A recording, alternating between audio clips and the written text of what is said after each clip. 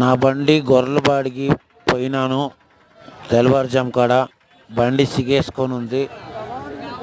ఒక పక్క టైర్ సిగేసుకుంది. వంకలో పోతుంటే బండి సిగేసుకుంది.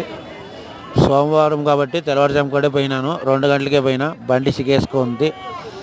తర్వాత అట్లా అగసాట్లు పడి ట్రై చేసి బయటకు తీసుకొని వచ్చిన. ఇప్పుడు సోమవారం ఈ పొద్దు గొర్రెల సంత. ఇప్పుడు సంతలో ఉన్నాను.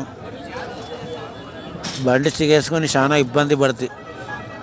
తెల్లవారుజాము కాడ వంకలో. సోమవారము ఉరవకొండ సంత. గొర్రెలు దింపున్నారు. ఇంకా 2 ఉండే దింపేటివి. వ్యాపారం తెగతా ఉంది.